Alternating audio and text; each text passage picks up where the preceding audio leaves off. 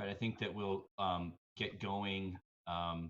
Mariano is going to be a few minutes late. He's stuck on a West Coast call for work, and I think Amy wasn't able to make it tonight. So we'll just get moving and see where we can get to. If WinCam is ready. Good evening. Welcome to the Monday, April 13th, 2020 meeting of the Winchester Select Board. My name is Michael Betancourt. I serve as chair. With me tonight is the town manager,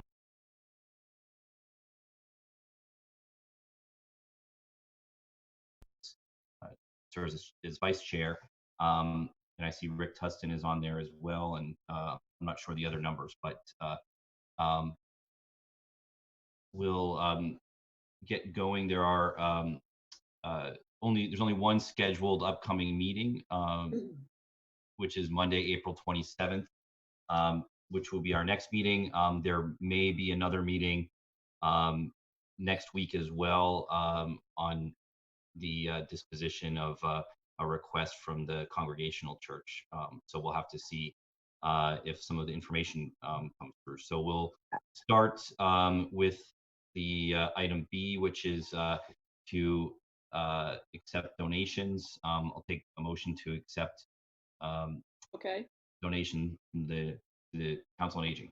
Okay, so I move that we accept with gratitude donations to the Council on Aging, given an appreciation for its services of $2,250 for the Council on Aging Transportation Support Account, and in the amount of $200 for the COA gift account. Second. All in favor? I'll take roll call. Jackie? Yes. Susan? Yes.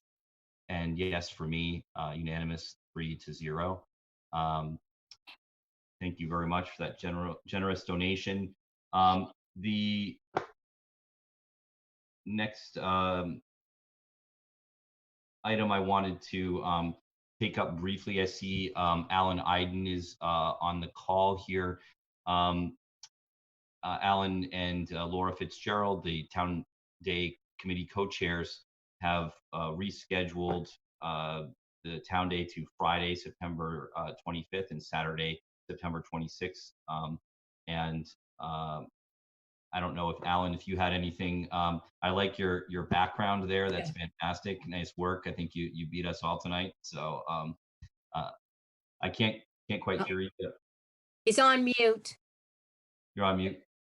Lower left corner, maybe. Or I think somebody else can unmute him. Oh. How about that? There you go. Sounds good. Sounds good. I just said it's actually the sun's out, and I'm standing here on the train tracks overlooking the Rotary. As you can tell. Great. Yeah, just wanted to be available in case there were any questions about it. I mean, we decided a few weeks ago that the likelihood of being able to have any kind of a large public gathering in early June was probably very slim, and of course now it probably even looks slimmer. And we're not even really sure what the situation is going to be at the end of September, but we also figured that the town, especially the business community, could use a little carrot on a stick, something to look forward to at the end of September, and hopefully it'll be this kind of weather too. Yes. Yes. Thank you, Alan. I don't know if there are any questions from board members. Do you need any action from us tonight, Alan, at all on this? Or just, I mean, you approved the permit for June 6th. I think I sent the letter just saying that the same conditions and everything. If you would just approve a permit, the same permit for September 26th. Okay. Okay. So I move we approve a permit for Town Day scheduled on Friday, September 25th and Saturday, September 26th. I second, and I also echo my colleagues' comments that the background, Alan, is absolutely gorgeous and certainly further inspires us. Doesn't that look great? It happens. That's awesome. All in favor? Jackie? Sorry. Yes. Susan? Yes. And yes for me. Motion carries 3-0. So we should be all set. And it is nice to have something to look forward to off in the distance there. And hopefully we'll keep our fingers crossed and we'll be in better shape at that point. So thank you very much. Absolutely. Thank you very, very much. Yeah, Thank you, Alan. Take care. Um, Stay safe, everybody. thank you. You too. And at this point, we'll take any matters from the audience that are not a part of our agenda already. Hearing none, I'll move over to the town manager's report. Yeah, we'll start with an appointment. So in accordance with section 4-2B of the town charter, I've made the following promotional appointments in the DPW department to Thomas Call and Stoneham, a W-14 maintenance foreman in the water and sewer department, and I need to request the 15-day period be waived. So I move that we waive the customary 15-day waiting period for the appointment of Thomas Call as maintenance foreman in the DPW Water and Sewer Division. Second, All in favor, Jackie, yes. Susan, Yes. and yes for me. Motion carries 3-0. Okay, so in other updates, so the MBTA has formally requested that we consider doing a special town meeting early to move the project forward. So I wanted to bring that to your attention. I've told them that there's a lot of logistical challenges to that. Then we had moved our meeting to June because of really any safety issues in terms of meeting in person. Remote participation sort of is still a question that we're grappling with. They did offer to pay for all of it, all the expenses. So I just wanted to put that on your radar screen. And that's the MBTA is hoping that we would consider a special town meeting to move that project forward. And I also wanted to update you on the Aberjona lot. There's sort of two sections to that lot. There's sort of the front section nearest to the road, and then there's that long back section that's towards Wedgemere. That long back section has 42 spaces, and that is 100% plus or minus a couple of feet, maybe, on the very edge on MBTA property or their right of way. So that's the section that they're going to push the platform down to. And we've been waiting to see how many spaces that they would be taking up. So of the 42 spaces, that would permanently take up 17 spaces and leave 25.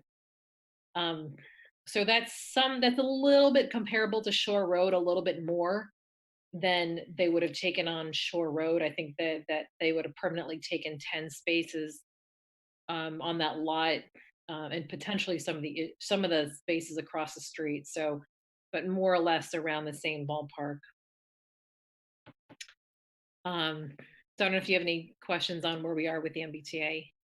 We're still pushing for, or we're still on a timeline for them to go to our June town meeting. We're still waiting for some plans from them, so we're not 100% ready to move forward, even if we were agreeable to a special town meeting. Lisa, I know that the chamber had met with the MBTA a little while back. Was that parking configuration on the Aberjona lot, was that brought up at that point, or is this kind of the most recent change? So this is the most recent change. I just got these numbers late last week.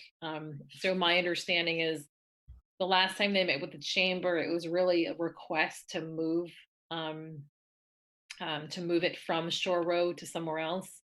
I know the chamber is aware of the move. I don't know what extent of conversations they've had with the T. I don't know if they've had any formal meetings or just conversations.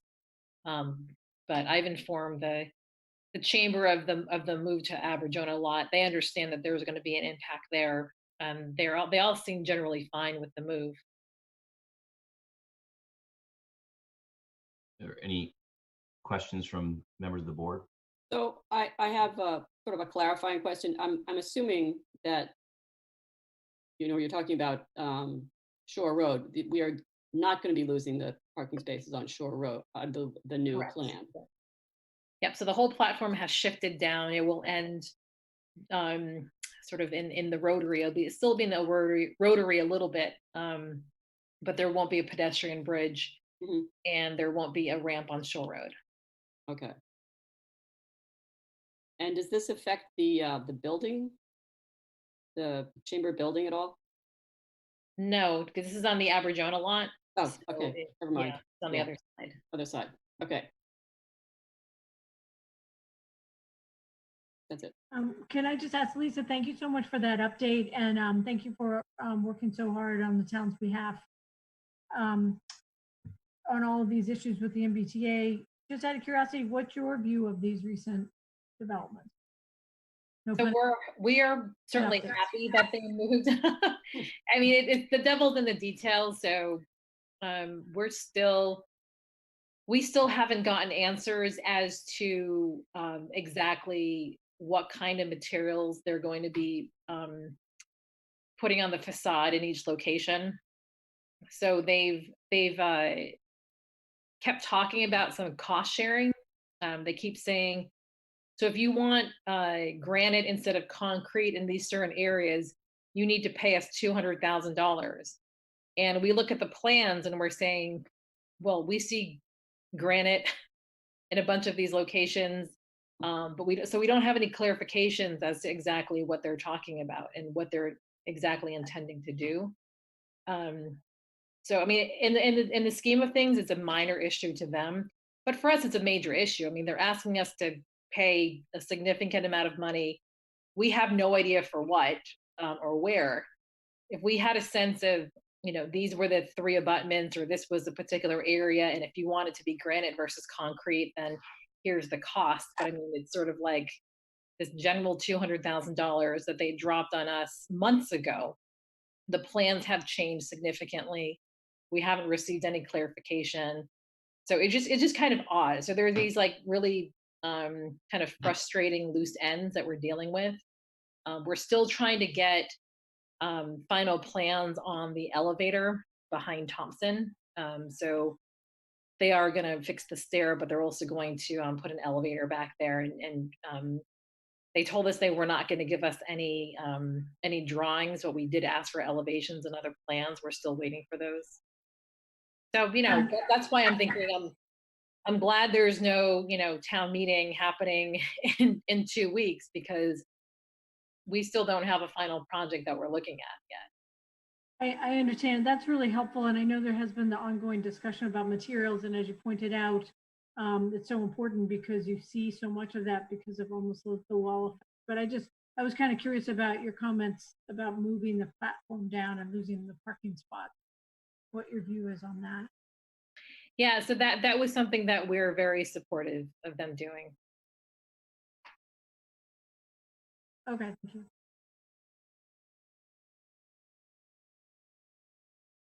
Okay. So there's other questions on the MBTA.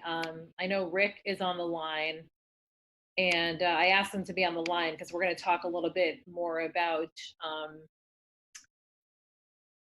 the state of emergency reimbursement. So Chief Rick Tustin is our fire chief, and he's also our emergency management director. So he's our primary contact with FEMA and MEMA. I know he's been reminding all of the staff to keep track of our expenses in relationship to this current crisis. I know he sent around some technical information. I thought it'd be good for him to be on the line and answer any questions that you might have. So, Chief, can you hear us? I can. Okay. Can you hear me? Yes. Okay.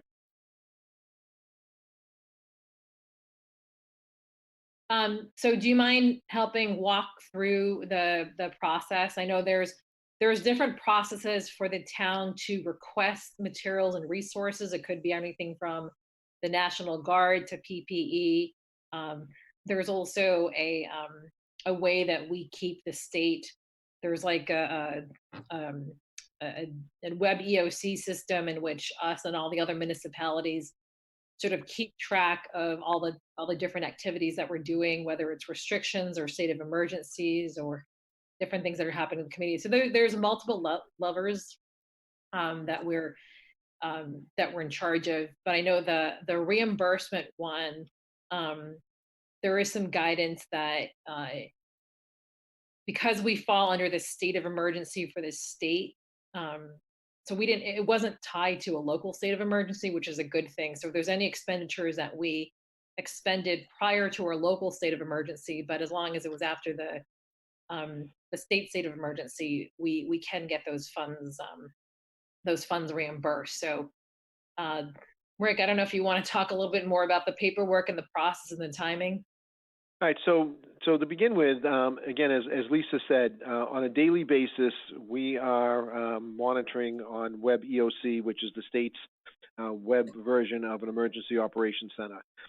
Through that, any request, and it's been a work in progress on the state level as well, but any request for equipment, we put in through the Web EOC. So to date, we have requested a certain amount of personal protective equipment, a hand sanitizer, anything that we could that we would need to get through this emergency, and we're slowly getting it delivered to us.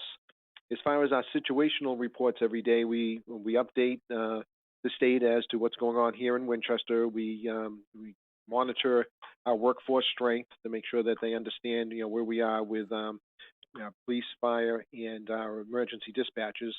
They want to, and EMS. For us, fire and EMS are one and the same.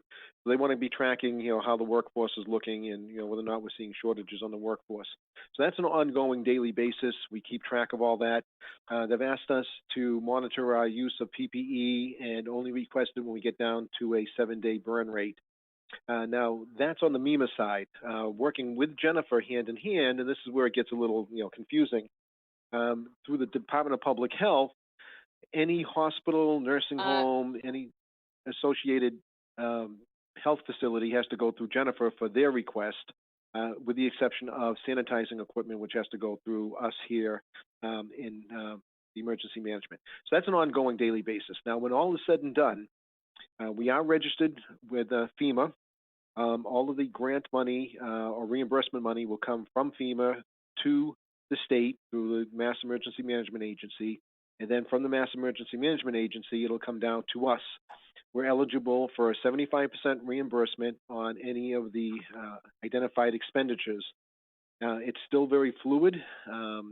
They are having weekly seminars on the process so that when it does come time for us to put in the formal application, we'll have all the information that we need. Those additional seminars, as far as when to actually do the application, have not been scheduled yet. So my advice to everyone is let's just save our receipts, our expenditures, our cost tracking, our workforce tracking, overtime. Just keep track of it all, and then we will sort it all out when it comes time to actually put the request for reimbursement in. Federal government says they may try to expedite this based on past emergencies. It usually takes a while because there's a lot of paperwork that they want to see. But that's pretty much in a nutshell. The PowerPoint that I sent around is pretty much what they're telling us on a step-by-step basis that we have to do. And it's just waiting for the process to begin.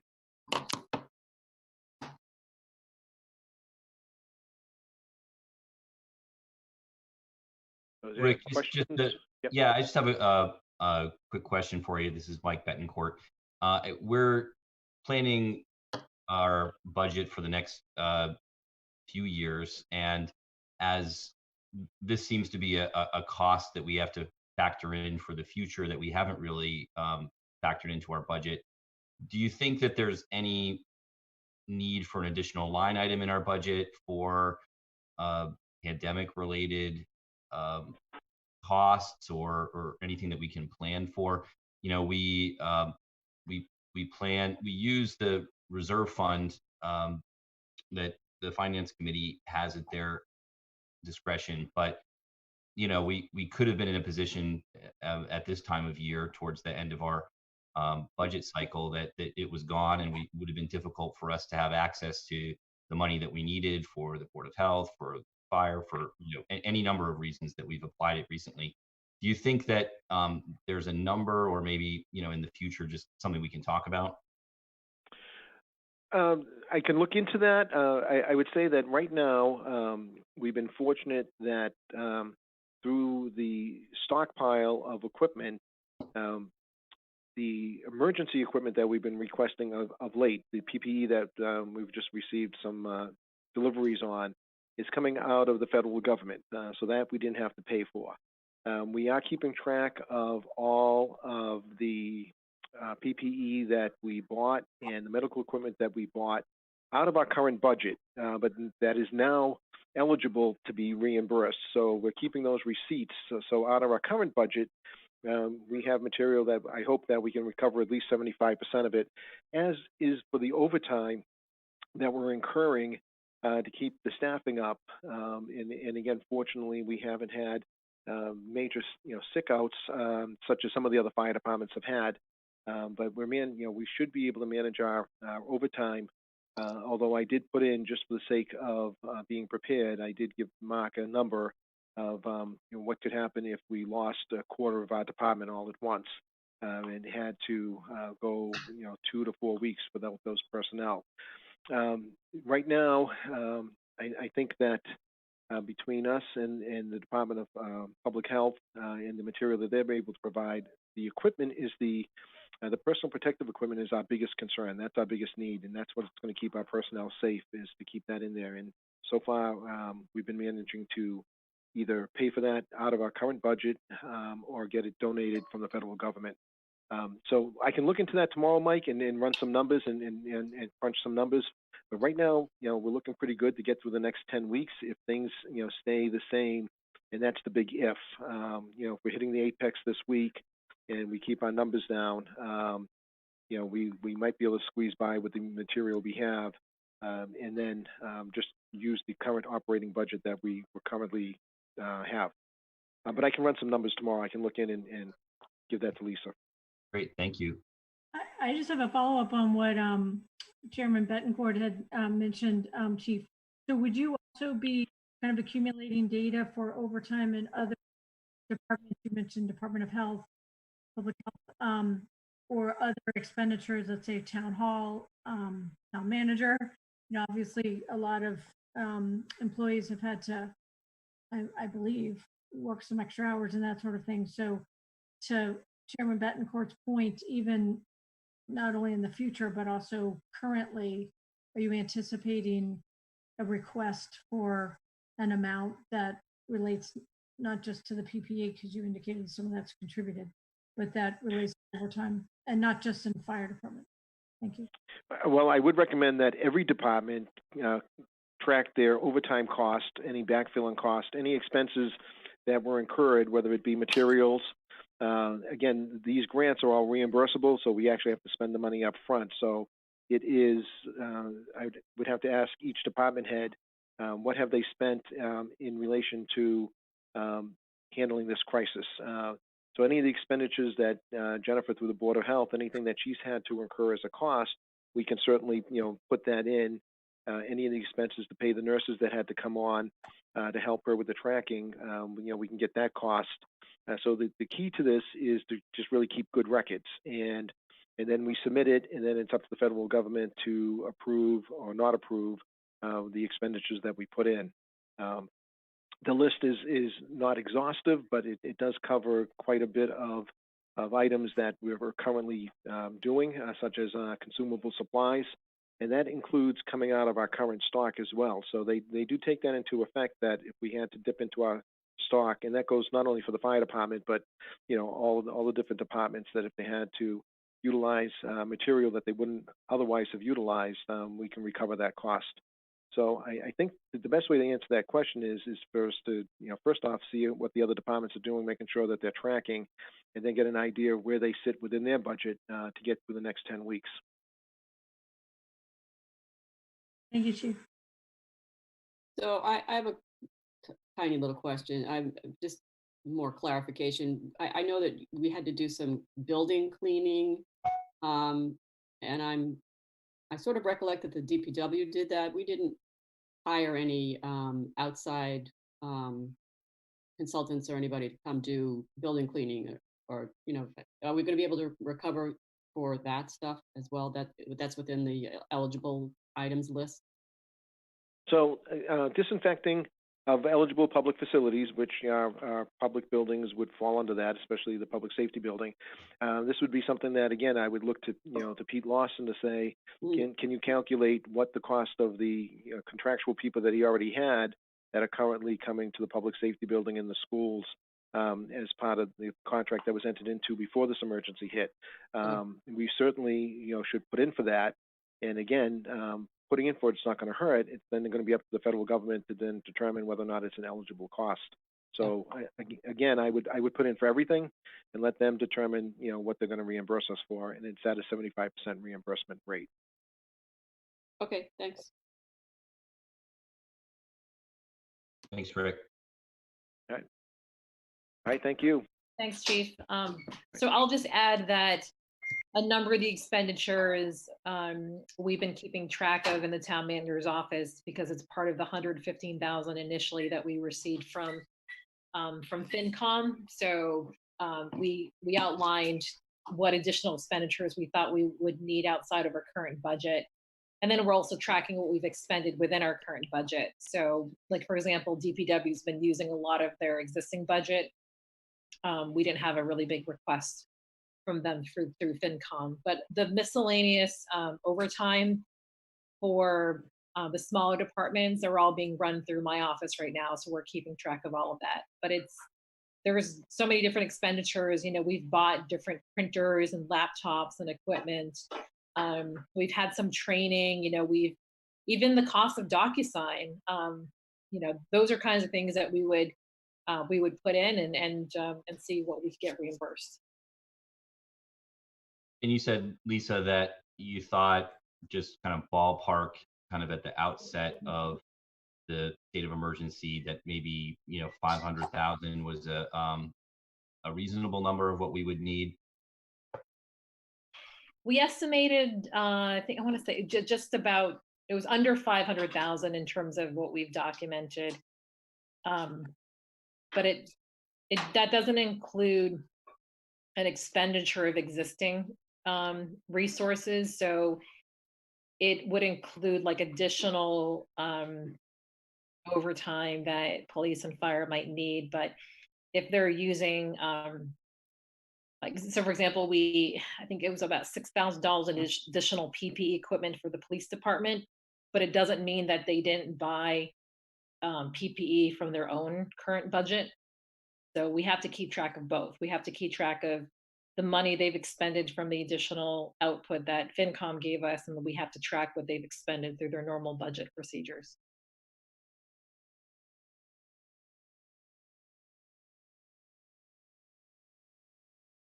Great. Are there any other questions for Lisa or for Chief Tustin? No, but, oh, sorry. I was just going to say, thank you so much for all your help with this and your expertise, Chief, because obviously it's really important to the town. Thank you. Yes, absolutely. This is, I realize that this is quite complex and kind of a job in and of itself. So thank you for doing all that. I guess what I'm curious about, Lisa, is how this is going to impact either our budget through the end of the year or the budget for next year. And, I'm sure you'll get to that, but that's kind of what I'm trying to understand. Yeah, I mean, I can certainly segue that discussion into our 3-year financial plan, because we had a 3-year financial plan, Yeah. and now we have to completely upend and relook at that financial plan. So why don't I answer that question, and Chief, I think we'll let you go at this point in time. I don't think we'll have anything more for you, but thank you for your time. So the 3-year financial plan that was put together for the current fiscal year 20 that we're in, 21, which I've submitted a budget, but FinCom is looking at right now, and will probably look a lot different when we submit it to the town meeting in June, and then fiscal year 22. So I hate to call it this, but it's essentially the override plan Mhm. the use of the $10 million. So as that stands without consideration of the current emergency situation, we have a balanced budget for this year, next year, and we still have about $1.5 million in override expenditures that we would use for fiscal year 22, leaving about an $800,000 gap that we think Judy and I have talked and we think we could easily fill, because the 22 was just based on some general growth numbers. So when I plugged in the current public safety contracts, I plugged it into an unallocated wage line item. There is still a 2.5% overall increase in each individual budget. So I believe that some of the stuff was double counted. So I've asked the chiefs to go back in and redo their budgets for 22. Well, I said, well, redo. They haven't done their budgets for 22, but I asked them to do their budget for 22 to actually put in the real numbers instead of just a placeholder increase, so that I can decrease the unallocated wage line, absorb it there, and not double count the raises. Mhm. It's not as easy as just adding the increase to the public safety line items, because there is certain variable increases in the non-staff or non-personnel expenditures. But so I actually think that we'll save a couple $100,000 there. Judy has some income that would be reflected in 22. So we actually think that just on those two things, we would close that $800,000 gap. So without this emergency, we feel that we have a balanced 3-year financial plan. Okay, so now we know that there's a lot of variables now that sort of go into that balanced plan. The first would be, there's still an unknown about the impact of the housing developments and the new increased student enrollment. So Judy is sort of working that out right now. We still anticipate having potentially 1,000 new, I'll call them sort of bedrooms, coming online. And there's various ways in which we could potentially figure out the impact of that. Different people have sort of different calculations they use to anticipate how many students a bedroom or the amount of bedrooms would bring. So that was something that we anticipated could have been a big impact on 22, and we were trying to figure out how to prepare for that. Hence, like, for example, us looking at Parkhurst and looking at other capital investments we need to make. In terms of the emergency situation,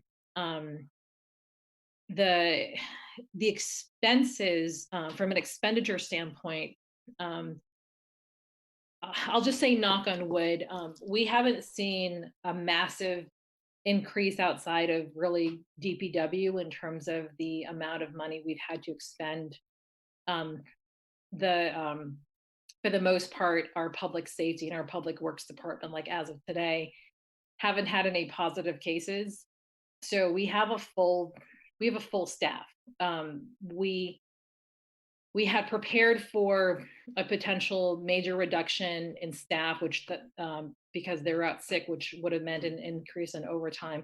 So we haven't seen that yet, but of course the worst is yet to come. So we want to just prepare that in the back of our pocket, because it's a pretty significant number. So most of the overtime has really been in DPW in terms of going into the schools and disinfecting. So Jay's still sort of keeping track and preparing that number. He's also still using his current budget, because we have 2 unfilled positions. He's sort of using the savings from those 2 unfilled positions, which is why he hasn't asked for any additional funds. So I'll just say, from an expenditure standpoint, knock on wood, that's not the part that's going to be out of control over the next 3 years, except for potentially the increase in student enrollment. Okay, so I know that's a very general statement, but we don't expect this major increase in expenditure. From the revenue side, that's the part that we're concerned about the most. So right now we're going through the exercise, and right now it's just an exercise because it's really too early to tell. Looking at all of our local receipts, looking at the impact of state aid, and looking at other ways in which property taxes and other tax and fees, either the delay of that or the decrease in collection of those would impact our next two budget. So um, it's complex in that there's many different line items that impact our income. So I'll give you a couple of examples because I don't have. We're still sort of going through the exercise right now. Recreation department. Right now, there's a, um, a potential $500,000 to $600,000 loss in revenue for recreation. They have about maybe $400,000 in retained earnings. The fiscal year 21 budget uses about $50,000 or $60,000, about $55,000 in retained earnings to balance next year's budget. So you take the 400,000, you minus 55,000, and you have about 345. The potential loss in revenue is somewhere between 500,000 and 600,000, based on our current understanding of people canceling the after school and childcare programs through the end of the year. We're still trying to figure out the impacts of fiscal year 21, but just looking at this current year, there's a potential for us to eat up all of our retained earnings.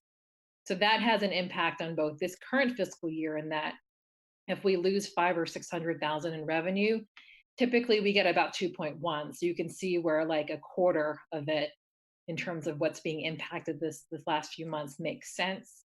We're going to have to supplement the retained earnings, right? So once retained earnings is gone, we have to make up that lost revenue with general fund money.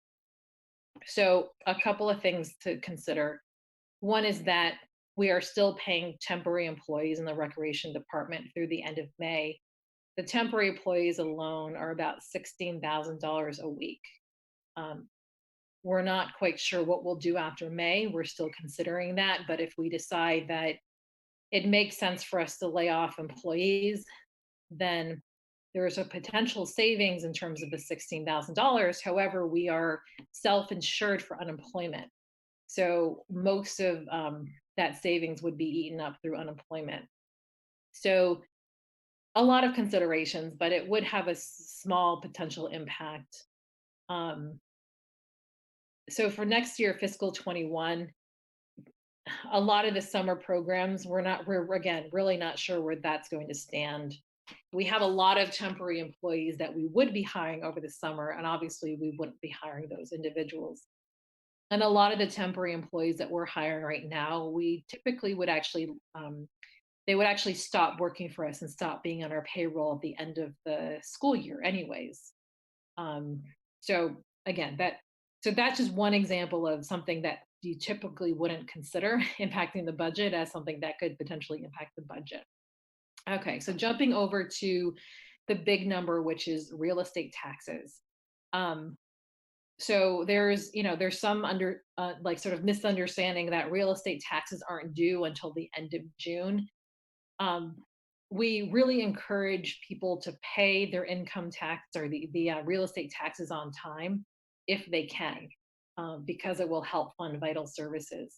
The whole idea about delaying it till the end of June is for those who are impacted by the crisis and who need that additional time.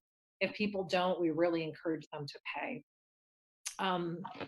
Almost half of our real estate revenue comes from mortgage companies, and those mortgage companies have already collected people's money for taxes. So I think it would be highly unfair of them to not pay us on May 1st, because it means that they're making money off of the crisis.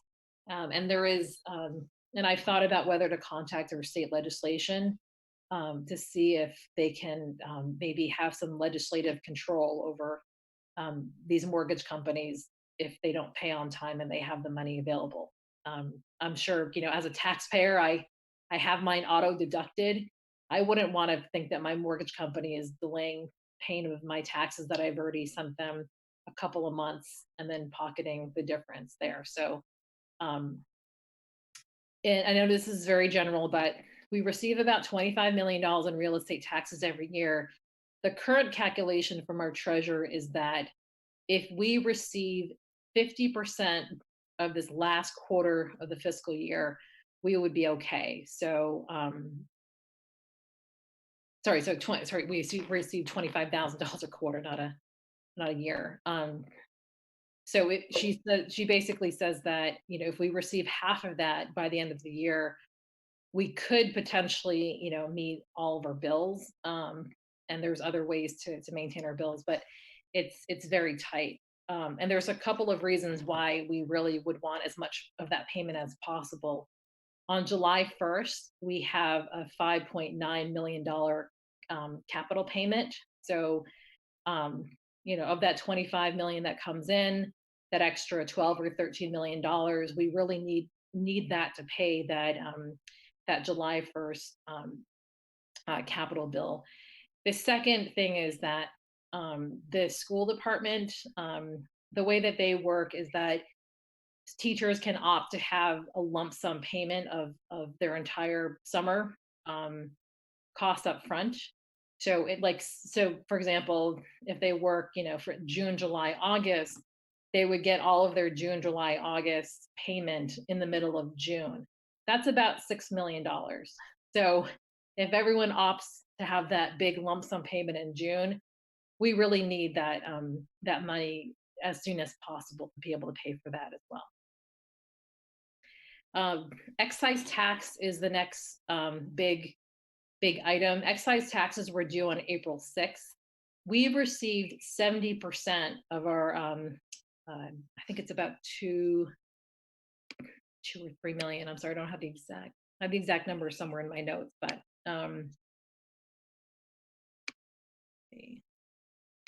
so $3.1 million.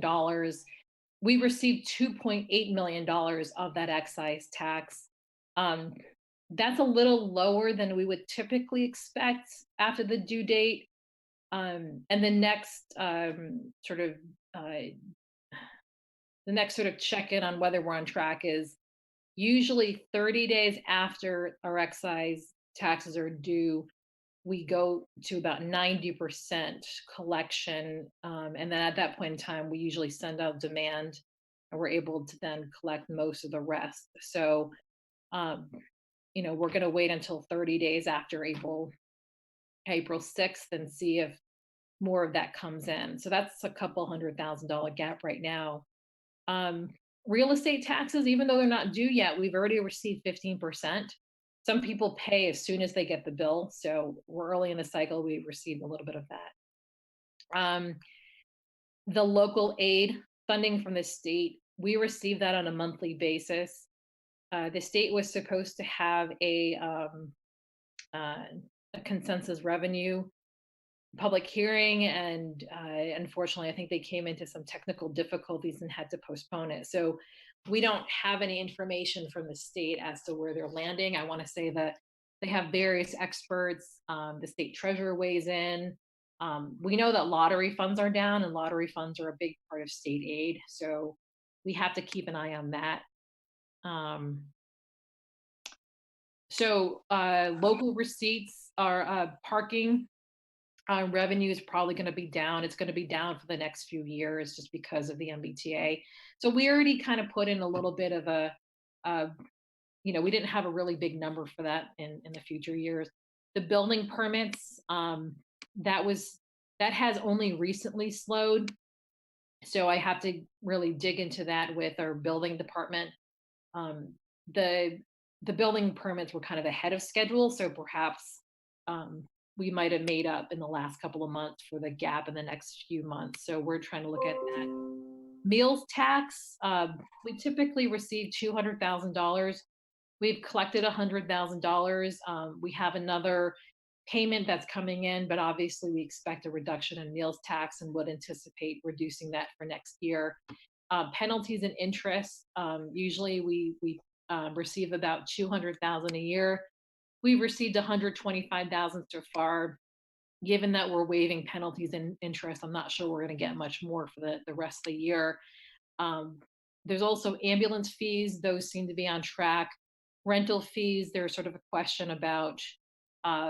Trash disposal is on track, except restaurant trash is probably going to be down.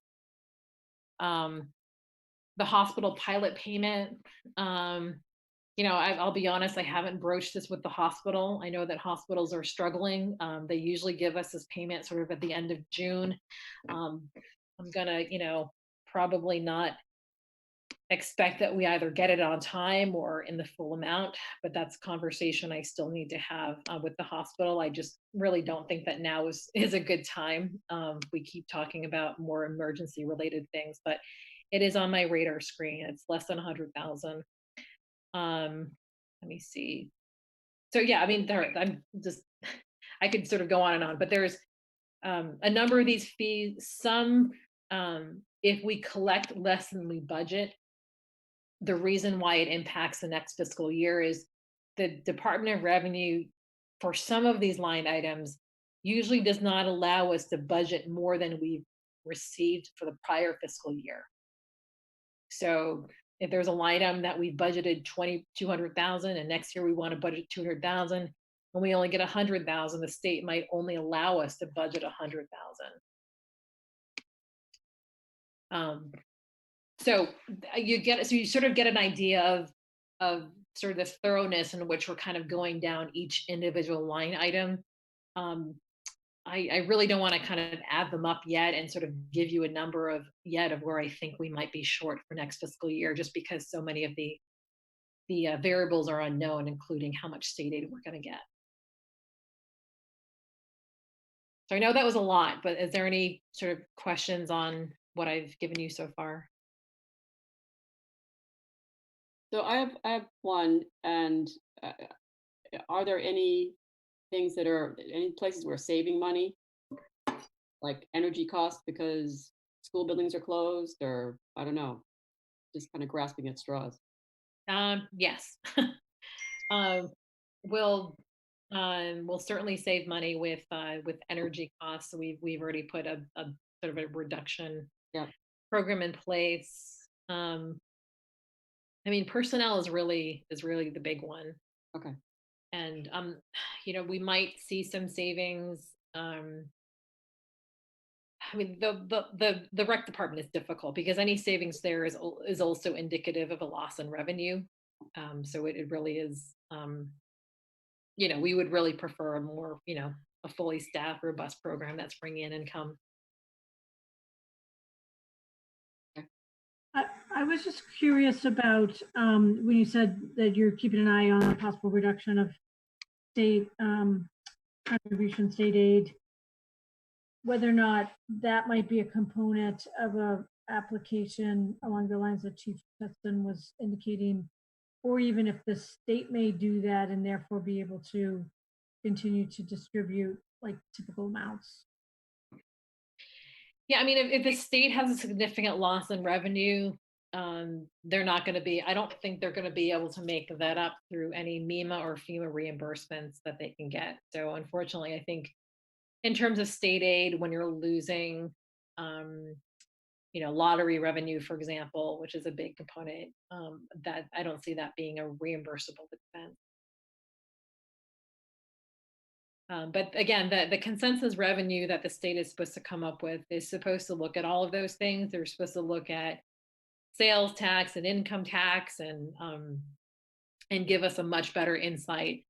And then once we have an idea of what their revenue projections are, the state then takes a couple of weeks to come up with a consensus revenue. And then that's when then we all start guessing exactly what that revenue shortfall would mean in terms of which line items would be cut.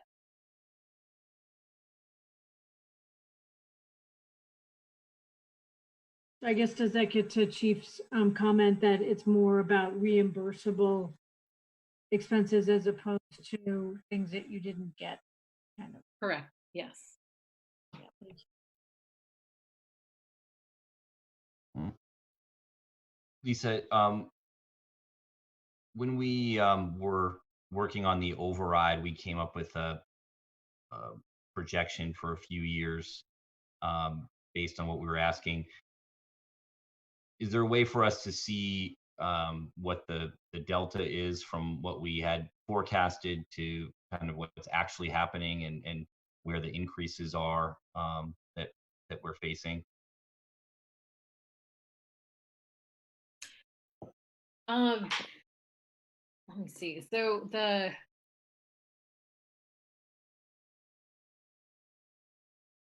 unfortunately, this is off my memory. It doesn't have to be, yeah, it doesn't have to be off the top of your head. I Yeah, mean, the at some point, you know, just so like yeah, like the 3-year override was it was not a $10 million number. I unfortunately I can't remember. It was, I think originally we were actually going to ask for more like 15 million, and then I think it went down to 14, and then it went down to 12. So when it went down to 10 million, the anticipation was that that would only cover 2 years. But we never, the override committee never did a 2-year projection. They just did a 3+ year projection. So I don't know if I have I'm just trying to figure out apples to apples, but I can take that original projection for 3 years and compare it to our current projections. I don't. just to see where, you know, we obviously it's an imperfect process, especially when we're looking at the school side. I mean, you know, there's been 6 students, you know, added to the district since the state of emergency. So, I mean, we've, you know, just as we are planning for the next 3 years, you know, where could we have saved a little money, and where, you know, where have we spent a little bit more that we haven't anticipated? Yeah, I mean, that I can tell you without doing a detailed analysis. I will tell you that we spent more money on the public safety contracts than we had originally proposed a couple of years ago. We anticipated we knew that there was a major shortfall in the fire department. We didn't realize that our police department was far behind. So that was actually more than made up for by the savings from the school department. So the school department has spent significantly less than they anticipated in the override, due to a couple of reasons. So one is that they really they've sort of stretched out their hires. So all the people that originally they proposed hiring, they did not do it in year 1. They didn't even do it in year 3. Some are going to be in year 2. Some are going to be in year 3 and year 4. So they stretched that out. They've also had some income from, I think, like the circuit breaker that used like $500,000 from that to balance next year's budget. So some years they lose money, some years they spend money. If they have extra money, they can use it towards the budget. And if they have a deficit, then it has to be filled. So it's one of those highly variable things where, if if it was a different year, instead of adding $500,000 of revenue to offset their budget, they could be asking for $500,000, and that would have thrown our budget off by $1 million. But it just so happens that the same year that we've had an increased need to fund public safety, they've had some savings in the school department. So that's why you're seeing us being able to cover the shortfall that we would have typically seen in year 3. It's primarily because of the savings in the school department. And I think that's why there's some hesitation about how much further cuts, that they can sustain in relationship to the potential growth in their student population. So again, all of those are for fiscal year 22, they were highly theoretical. We're still having those theoretical conversations right now, but obviously it's in the context of the current emergency.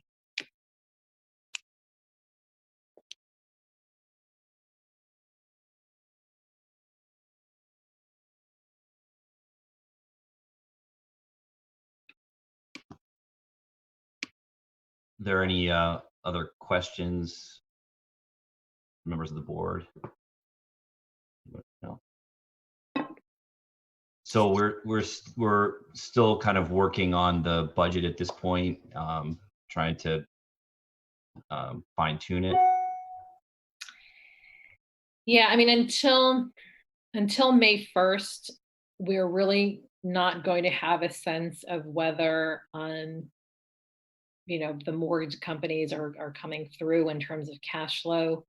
Until June 1st, we're really not going to have an understanding of how many people are going to pay. And then, because interest and penalties are waived to the end of the month, uh, we're not going to get a really true number until the end of June. So it's very difficult because we do have we do have a budget we need to pass through town meeting. But I would say by town meeting we should have a better sense of at least how much has come in, and what kind of you know um, I get what kind of shortfall we're going to have. That being said, even if there is a delay in collecting some taxes, we should be okay for fiscal year 20. What makes it interesting for 21 is twofold. So if people are late, so they pay past June 30th, so let's say they pay in July, um, according to our comptroller, all of that counts for fiscal year 21. So um, so let's say we collect 100% in fiscal year 21, and then people are paying late from fiscal year 20 into 21. It artificially inflates the revenue that you receive. So it's kind of an interesting thing. That being said, though, we still don't know the exact implications of the economic downturn that we're potentially going to see on Winchester residents. And we therefore don't know what the impact is going to be on the August taxes. So it's kind of hard for us to know until we go out for tax collection what how people are doing in terms of their ability to pay. I mean, we can keep a track of foreclosures, we can keep track of a couple of other items, but we really won't know until August hits what the potential revenue shortfall is going to be for 21. So we haven't really figured out what kind of revenue assumptions that we can plug into our models at this point to forecast. I mean, it's highly variable, because we're assuming revenue that's not yet due, and then there's a potential, so unlike previous years, we would be able to collect most of it within this fiscal year. So it's both how much are we going to collect, and then when are we going to collect it.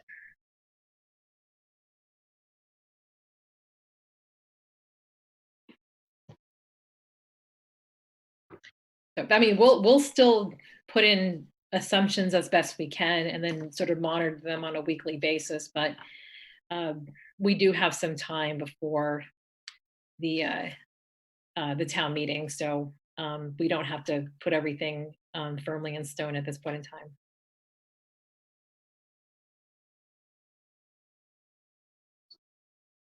Well, thanks, Lisa. This is helpful. I haven't, I've been through budget planning on the school committee, and I haven't been through a lot on the select board, and it's good to just get an idea of how the whole process works, and the level of uncertainty this year, I think, is pretty unprecedented. So, welcome aboard. Let's do an override. Now, let's do a pandemic. So I have a couple of quick things under general topics. I don't know if I could just move on there and then just answer any questions you have. So I had sent out an update saying that we had 35 positive cases with 13 active. There's a correction that Jen sent me. So it's actually 14 active cases. So 35 have tested positive.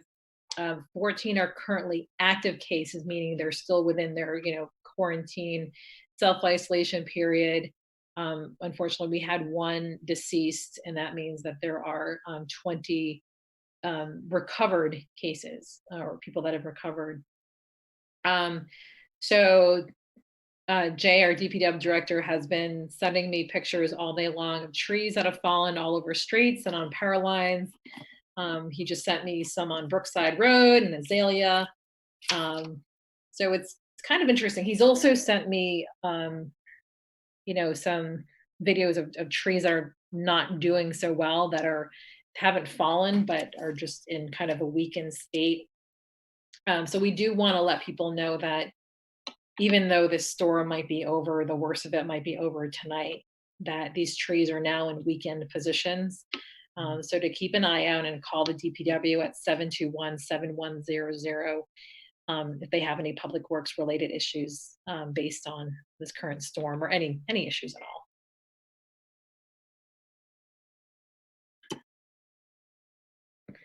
Okay, that's it from me.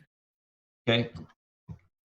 Thanks, Lisa. We'll move on then. We don't have any hearings scheduled right now. There's no comptroller's report or licenses for us to discuss. So we'll start with the first business item on our agenda is the state of emergency. I don't know, you've kind of already touched on a lot of that. I don't know if there's anything else to fill in there. I know it's kind of a static agenda item for us.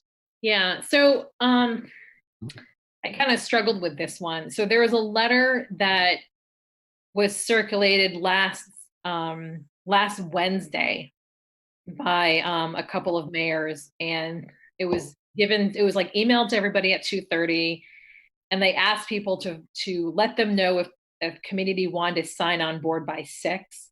So I didn't bring it to you last Thursday because we would have missed the deadline anyways. I just got a call saying that they haven't sent the letter yet, and they want communities to consider it. So the summation of the letter is that it wants to mandate a stay-at-home order, and it also wants to mandate a complete closure of all public construction projects, public works projects. So I ran this by our staff, and there's a pretty universal, well, not pretty universal, there was a unanimous no from our staff to even consider or sign on this letter. So I didn't bring it forward to you tonight, but I did want to let you know that it existed. I haven't heard anything from you guys about wanting a mandatory stay at home. I haven't heard anything about us wanting to completely restrict construction, including public construction. The major arguments that we have is that it's very unenforceable. I mean, certainly we are encouraging people to stay at home. We're encouraging people to use masks. There are communities like Salem that are fining people if they're like going to a grocery store without a mask. So there are efforts like that are happening at this point in time. I will knock on wood and I will say that we're in a pretty decent position here in Winchester in terms of people doing a pretty good job with social distancing. Our numbers have grown really, really slowly. Again, I don't want to jinx it because I know the worst is yet to come. And a lot of these recent cases are related to, like Winchester residents who might be living in a nursing home, not even in Winchester, but are sort of counted as a case. So I don't know, or I don't feel very strongly, the staff doesn't feel strongly that we want to wholeheartedly endorse any full closure of public works projects or mandating a stay at home. But I did just want to bring that to your attention, that that letter was sort of being circulated. I kind of feel like the reason why they didn't send it in last Wednesday is because they weren't getting a lot of positive responses from communities. On my town manager thread, a lot of the surrounding town managers, most of them said that they weren't going to consider it, or that their select boards weren't going to consider it.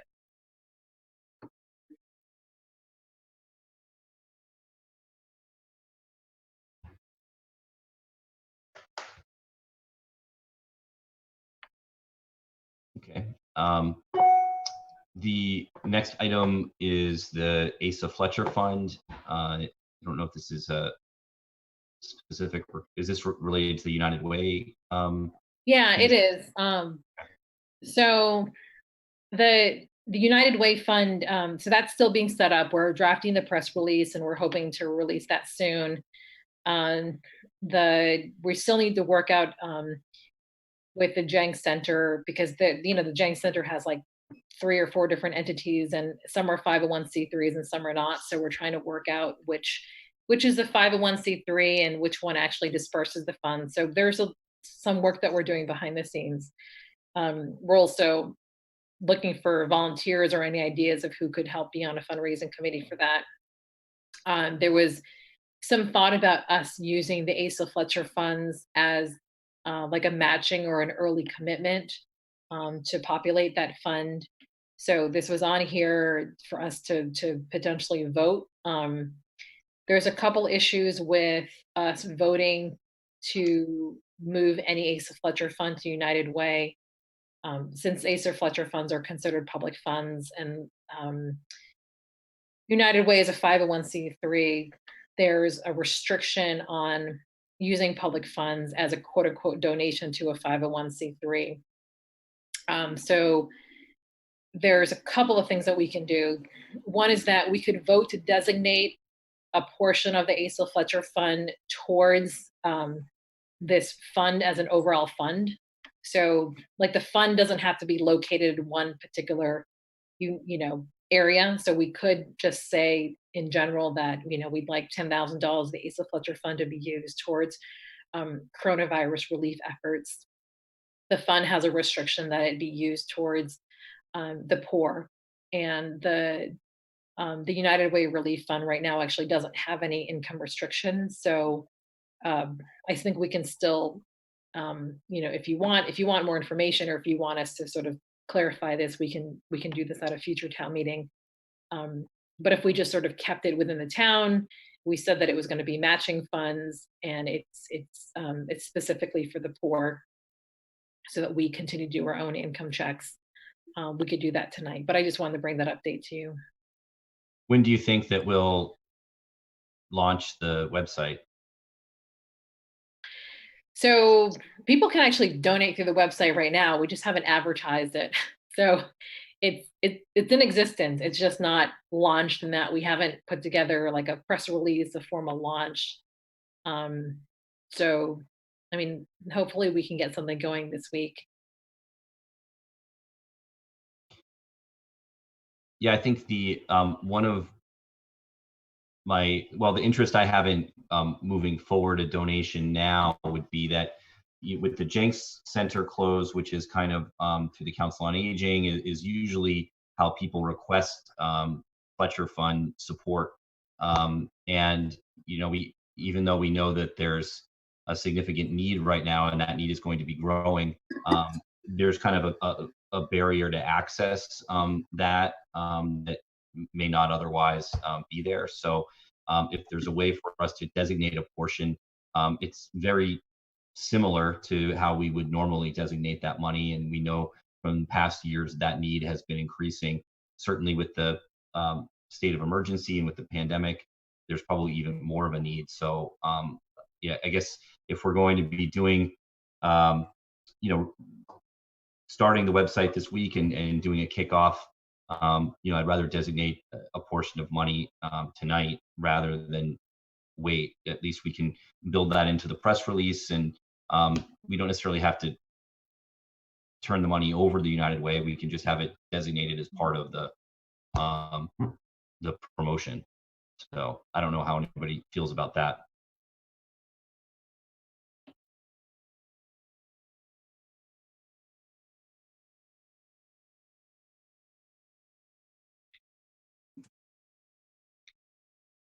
Yeah, So, I think yeah. that's, go ahead.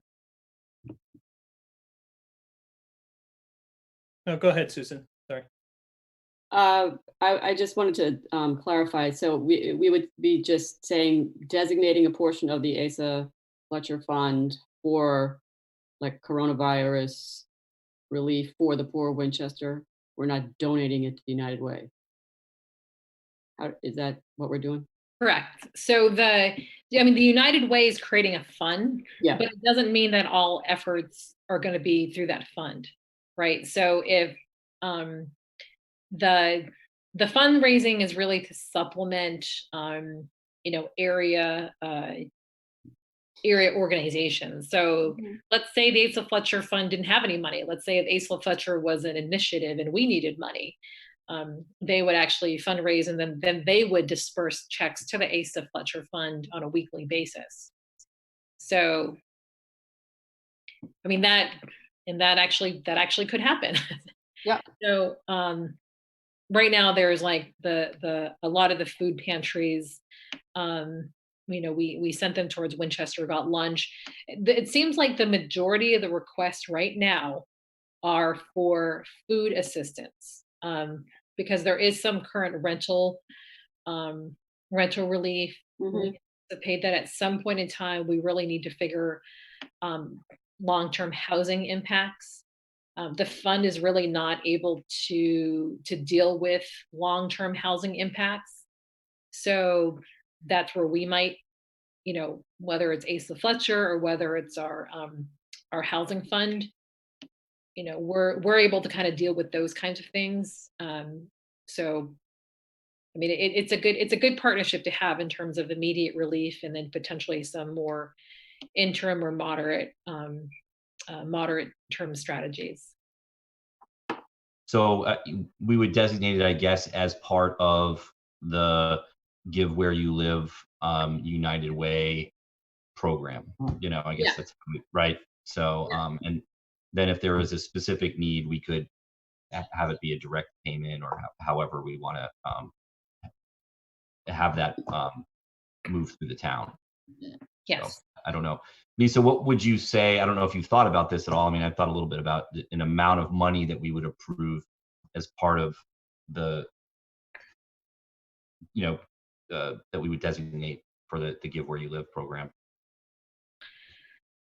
So I was thinking anywhere between 10 and 25,000. I think it depends on whether you want to do 10 now and then, you know, we come back with more specific requests, or whether we want to sort of move forward and say, we'll be working with about a $25,000 figure. And then, and I'll be honest, the need is hard, because one of the things that's really great about Winchester is that um, some of the need that is identified doesn't even make it to the nonprofit level. So what I've been hearing is that, like, people identify that there's a need, and then they take it upon themselves to purchase and deliver the food and other things that are necessary directly to the people in need, without ever having to go through an organized structure. So that's something that's really, really great about this community. I think when you're talking about this continuing, like every week, every month that goes by, the need is going to be greater. Um, and I think the amount of people that are in need might not be captured by a helpful neighbor or a friend, right? So that's one of the reasons why we want to advertise that the money's there and that this fund is available, so that we can both attract more dollars, and do it on a very organized level, and then also let folks know who might not have that great friend neighbor connections. They might be more isolated, they might have a language barrier. I mean, there might be other things that are happening, for them to have access to it. So right now it's hard to tell. That's why there's kind of two different approaches. One could be an initial 10,000 and kind of reevaluate as needed, or the other one is you could just throw in a bigger number, and then I'll then wait to hear back from you much later.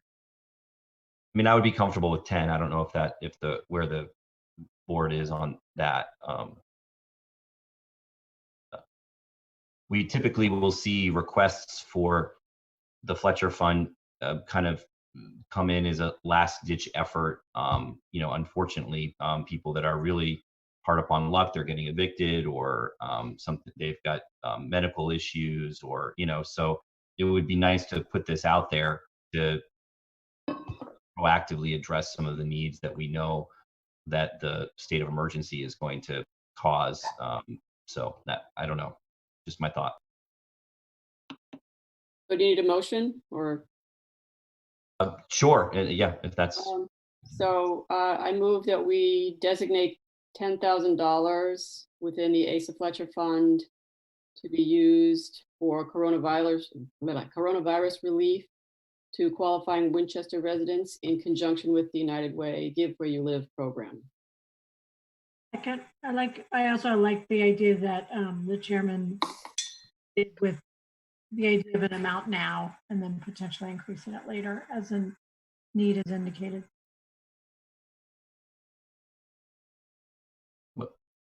Was that a second too, Jackie? Yes, I'm sorry. sorry. Second That's first, yeah. okay. Yeah, no worries. Okay, I'll take a roll call vote. All in favor, Jackie, Yes. Susan, Yes. Mariano, Yes. and yes for me. The motion carries unanimously 4-0. Thank you. We'll look forward to hopefully seeing that launch some point this week, Lisa. Yes. And the next item on our business agenda is the remote town meeting legislation. I can't, was this included in your packet or separately? I just want to make sure everybody It got was, it. I think. Yes.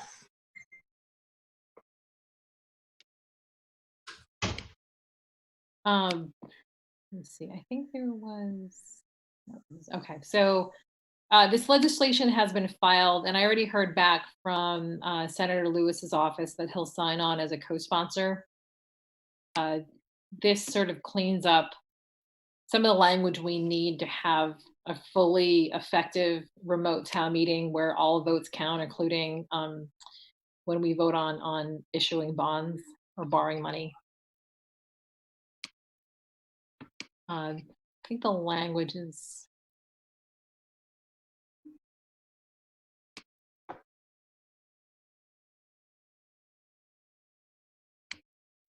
So there were some initial barriers for us to be able to have a large Zoom style town meeting, right, as far as our funding sources, and that our bond council particularly was concerned about. So we think that this addresses some of those concerns. It's doesn't necessarily mean that we will do it this way, but it's certainly helps to have that option.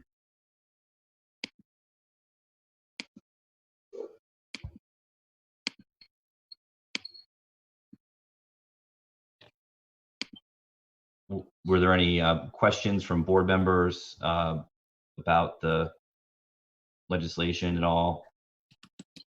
So is this legislation we need the legislature to enact for us, or I'm just a little unclear on how it affects us or what we need to do? Sorry. Just, I mean, just to know that it exists.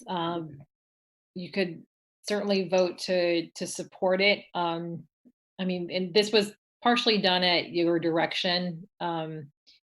So our bond counsel, our legal counsel is both, actually, we're both very critical to the drafting of this legislation. So this is a good thing for us. I'm not sure if we wanted, so for example, you could recommend to support this legislation and write, have us write a letter in support to our delegation that we strongly support this legislation. And I then think that makes sense. Yeah. It's just an option anyway. Yeah. And I'm definitely generally supportive. I just like Susan, I just had a couple questions about the draft. And for me, I was just kind of wondering, to the extent that this legislation is passed, then we would allow that with our town meeting. It wouldn't necessarily be full remote, correct? Or possibly it would. I'm sorry, it wouldn't be what, Jackie? Would it be, if this legislation passed, and I'm not against anything, I'm just asking for clarification, do you have the understanding that then the entire town meeting would be remote participation, or only for those who need to participate remotely? So if this passes, this really makes remote participation a reality for Winchester. So right now, it's very hard for us to choose remote participation town meeting because we would still need to meet in person for some votes. So if this legislation passed, we could choose to have a remote meeting if we wanted to. Okay, like fully remote. Yes. Yeah, and I think there's 2 other towns right now near us that are considering having, an outdoor town meeting, like, actually, like, picking a field and having people, like, be, like, 6 feet apart. I mean, right now, like, I have to say everyone's trying to figure out Yeah. how to be as creative as possible. We're not there yet in terms of having an outdoor meeting, but That sounds like fun, we though. will I have mean, that. the worst thing to have happened. I mean, and the So, problem is that we can't keep pushing off town meeting. It doesn't benefit us to do that because we're still, working off of last year's, revenue numbers. So the longer we wait, the more difficult it is for us to keep the lights on.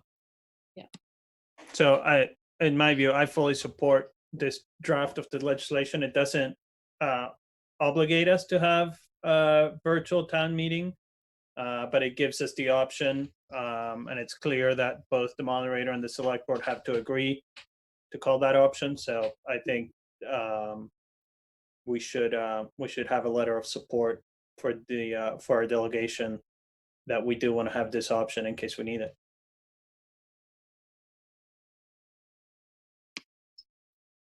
And we have talked about streamlining this next town meeting coming up. So anything that is not really necessary for us to be dealing with on the warrant, that we would be kind of pulling back and pushing out to fall town meeting, where we have hopefully a little bit more flexibility to have the kind of conversations that and dialogue that we usually have as part of those presentations. So I mean, if we, I think it makes sense for us to vote to support this. Okay, so I could just make a motion that we support the proposed act authorizing remote participation at representative town meetings due to the COVID-19 emergency as presented. Would we want to say, and that our chair would write a letter to that effect, a short letter in support? Is that what? And that we authorize the chair to write a letter to our legislative delegation voicing our support for this. Second? All in favor? I'll take a roll call vote. Jackie, Yes. Susan, Yes. Mariano, Yes. and yes for me. The motion carries unanimously, 4-0. Great. Thank you, Lisa. So next item on our agenda is the draft town meeting warrant. I think that was circulated to us as well. Yes, so this is in this is in like super draft form. So given that the warrant is now reopened and not closed yet, you actually wouldn't see it this early, but given that we're supposed to be a few weeks before town meeting, it actually should be finalized. So it's kind of this sort of in between phase, but we thought we would send it for you to take a look at, so that you can, ask any questions, think about whether there's any additional warrants that we might want to put on the table given the current situation.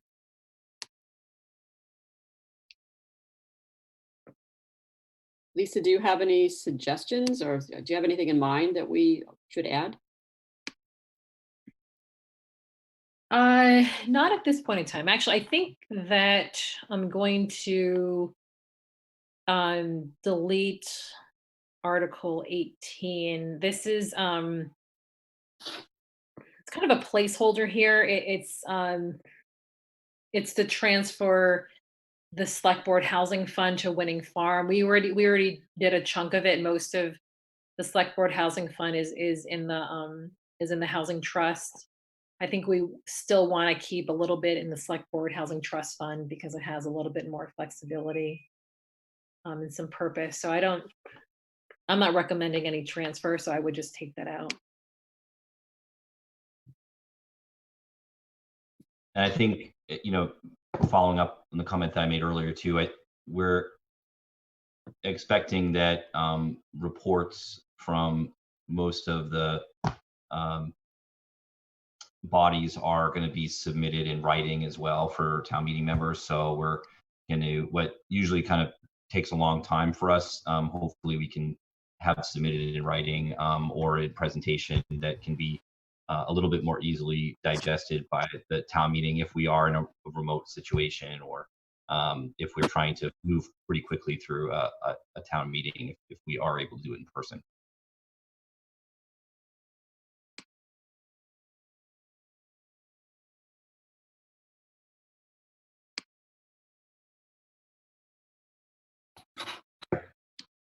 Were there any other questions or comments on the draft of the warrant?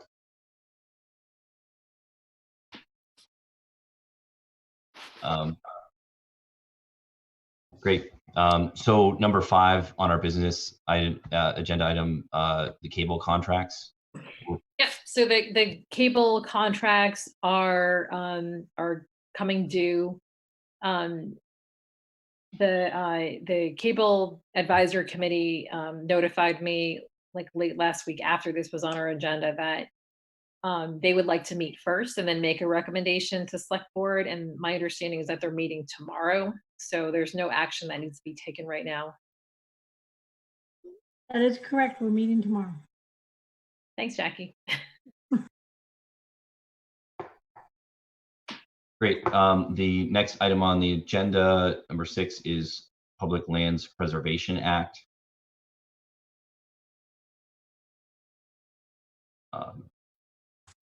I know this was brought to our attention a few months ago by Mr. Engel, and I think the board responded positively to it. I think we were just waiting before we took any sort of formal action on it. And it's my understanding that the Conservation Commission has voted to support the Public Lands Preservation Act. So I think Mr. Engel was looking for a vote of support from us. Is that right, Lisa? Yes. I just had a couple quick questions. Should I just put those out in case our town manager may know, or is this something that my questions are sort of easy, so I don't think we necessarily need a proponent here.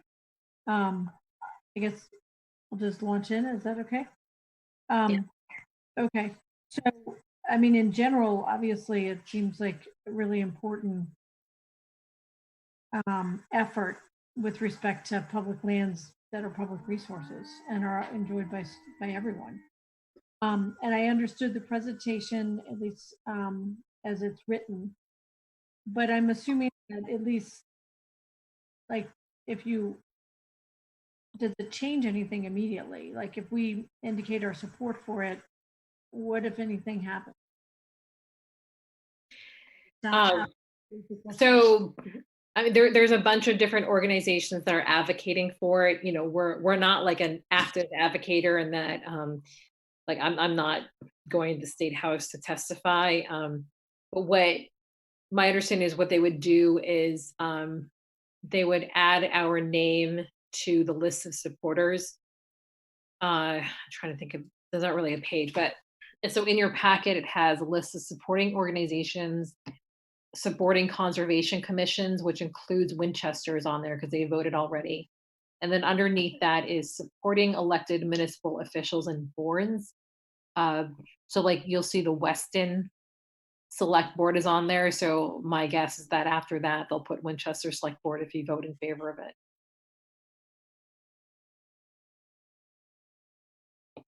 Okay, but just to understand it better, because I mean, it seems super important, and but I just wanted to kind of double check. Does anything actually change? I mean, other than that, nothing can happen to public lands, presumably. Yeah. I mean, if this legislation gets passed with our help or not with our help, I mean, we benefit anyways. I think this is just adding our name to a growing list And it looks like, they're actively seeking more select boards and elected officials right now. I think with supporting organizations, it's fairly easy, they all see each Yeah, other on the yeah, no, media. I understand our task, but I was just kind of curious about about the draft legislation itself. Where it stands right now. No, but substantively, other than sort of designating that their public lands are to be preserved, does anything sort of like change immediately?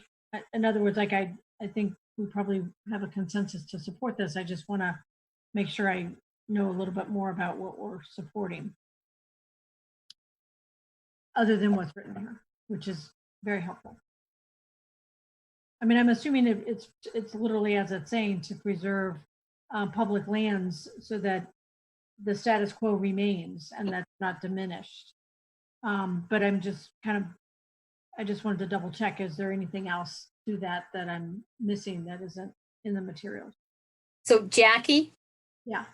he also sent me both of the acts, S459 and H732. I can forward that to you. They're just long documents that Okay.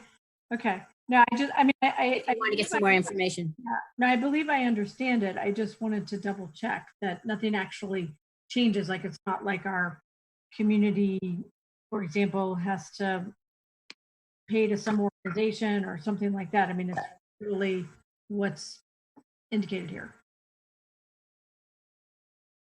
Is that fair to say? That's right. Yeah. Lisa, are you aware of anything in here that would actually not benefit us, but that could make things more difficult for Winchester? I can't say that at some point in time, from like a financial or project standpoint, we might not say, oh geez, we need to have a net loss in protected land or easements in order to make this project happen quicker or cheaper. I can't say that won't happen at some point in time, but it's like highly theoretical. And Well, because what I'm thinking of is when we were looking at the during the high school feasibility study, one of the things you have to talk about and examine is whether there's a better site for the building that you might need. And one of the proposed sites for the new high school that was rejected ultimately, but one of them was the town forest. And I'm wondering if this helps us or hurts, if that makes it more difficult yeah. to get through the Lynch feasibility study, or maybe it clarifies what the process is. If public lands are involved. So I understood it to be kind of a clarification. I mean, Article Yeah. 97 would still apply, in that sense. But yeah, I mean, and also, I mean, our delegation is going to be, I'm not sure whether they've voted to support this or not, but Mhm. they'll be handling this as well. So, Yeah. So can I just read something? So, Yeah. okay. So in 1998, the then Executive Office of Energy and Environmental Affairs established the Article 97 land disposition policy, known as the no net loss policy. So it outlines the approach to provide equivalent replacement land when selling, disposing, or converting Article 97 land. So what this law would do is actually it would codify that policy into law. So we've been following that policy, right? That policy has been applying to the projects we've been doing. This is just codifying it into law, the safeguards and protections of the no net loss policy, providing consistency, predictability, and enforceable regulations to make sure open space is preserved for future generations and to help with climate change resiliency. So I'm taking this directly from the testimony of the organization that encompasses all of the conservation commissions in Massachusetts. So it sounds like it would actually clarify and codify the process for discussing any change in the use of public lands under this provision of the Constitution. You wouldn't be talking about the Constitution. You would have a statute that actually laid out a process. So Yeah. that seems to be a good idea. I would just say also, because in Winchester, unfortunately, we don't have a lot of open public land. It seems particularly important. I really recognize what Susan was commenting on, though, where there may be trade-offs, and I think that's important, but it sounds like there would be a process in place. And also given the limited nature of this resource in Winchester, it does seems important, at least as I understand the materials. So I would support it. So I'll make a motion that we, as a board, support the the proposed Public Lands Preservation Act to benefit the environment and protect open space. Second, All in favor? I'll take a roll call vote. Jackie, yes. Susan, Yes. Mariano, Yes. and yes for me. Motion carries unanimously 4-0. And the next item on our agenda is the LPI application. This is for Winning Farm. Is that correct? Yeah, it should be LIP, which you guys know very well. We didn't invent a new application. I wondered that actually. I was like, oh, is something changing with this? This is I saw Rieko's name on it. So that's a local initiative project? Local initiative, what does it stand for? Yes, Yeah. locally initiated project. Okay, local initiative. And it refers to under 40B, any of the sort of like voluntary creation of affordable housing for projects.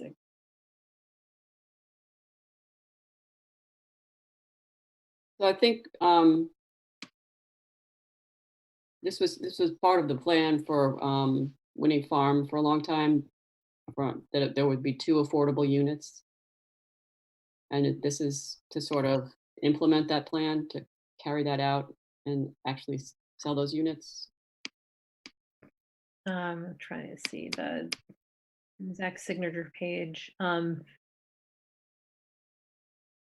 Yeah, so this is so this got a little bit complicated because initially we agreed on 2 units, and then there was a disagreement on the location of the units. So units 1 and 4 were determined by DHCD to be too close together, and therefore not meeting their definition of 2 affordable housing units.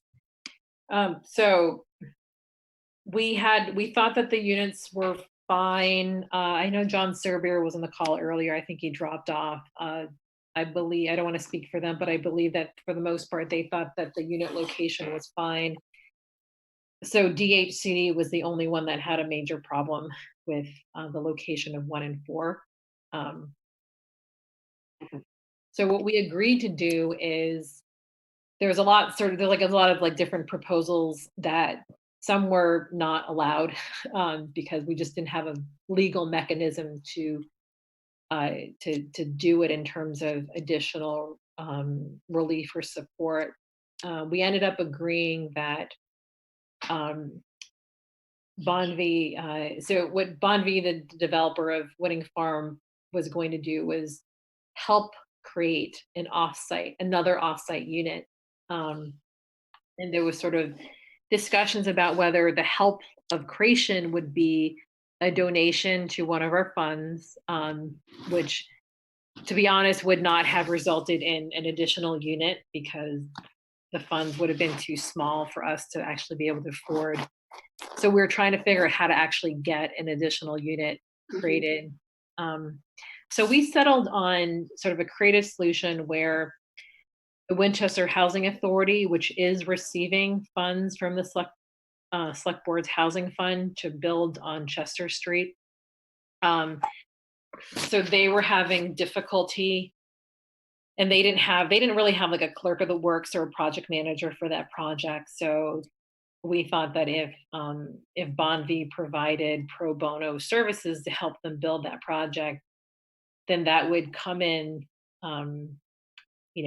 cheaper, which means that we would ultimately end up saving money. So instead of a donation into the select board's fund, by saving us money, it would inadvertently be like a donation, except it would be like less money we would spend on an existing project, if that makes sense. So what I have to figure out from Rieko is what she considers to be, because my understanding is that John Serbier has had multiple conversations with her regarding this. Mark Vaughn, who's the attorney for Bonvi, had drafted up something that said, "This is my understanding of the agreement," and the town responded, "Yes, we agree with it." And I kind of thought that was the end of it, but so it looks like there's two things that have to happen. One is that I just need to work with Rieko on exactly what she needs to support this application, and then it looks like you guys need to vote to be able to sign this local action units application. So you would just have to support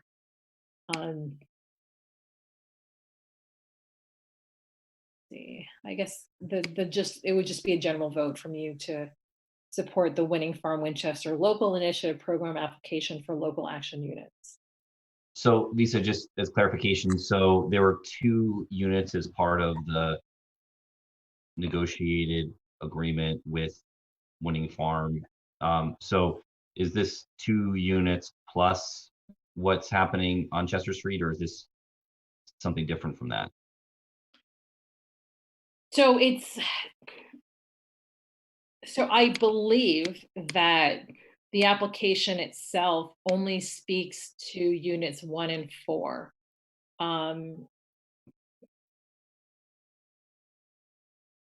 So what's sort of interesting is that we were sort of fine with 1 and 4, and it was Rieko who said no, they need to do more, and then we agreed on what that more would be, but it's not embodied in this application.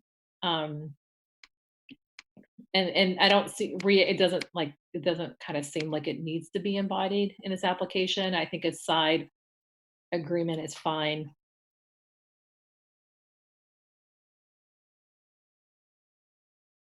So the additional help with the Chester Street project, that's addition to the 2 units that are at 1 and 4 to compensate for them to being clustered together. Yes. Okay.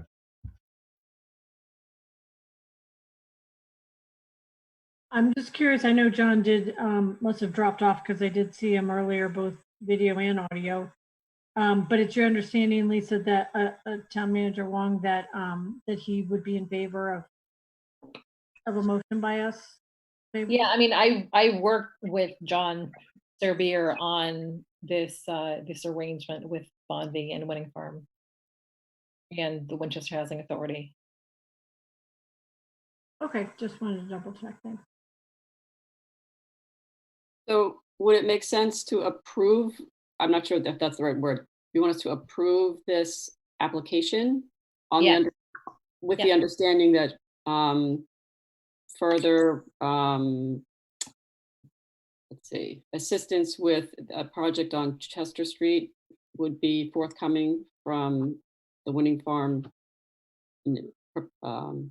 developer, the Winning Farm developer, or just the one? The most straightforward thing to do would be just to approve this application period. So the housing partnership I don't know if they've already voted, but they have to vote on this anyway. So you don't have to make your vote contingent on their vote because they're voting anyways. The other component, like I said, we all were fine with 1 and 4. The additional piece is really just to satisfy DHCD. So we don't need to vote on that just yet. If they need any more formal documentation, then I'll have you vote on that formal documentation. Okay, so I move that we approve the local application for Winning Farm as presented. Second, All in favor, I'll take a roll call vote. Jackie, yes. Susan, Yes? Mariano, Yes. and yes, for me, the motion passes unanimously 4-0.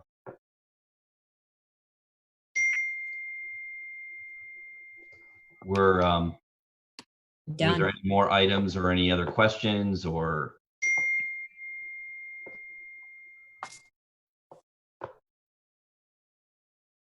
Nothing? Okay. I think that's all. Is that all that we had on the agenda? Yeah, we probably mentioned we don't need to have an executive session right now, so you don't have to call back into a number. Right. Unless you want to. I mean, it's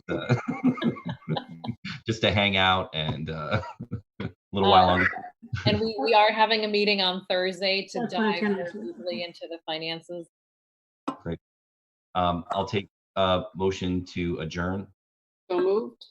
Second, All in favor, Jackie, yes. Susan, Yes. Mariana, Yes. and yes, for me, motion carries 4-0. Thank you, everyone, and we'll see you at the next meeting on Thursday.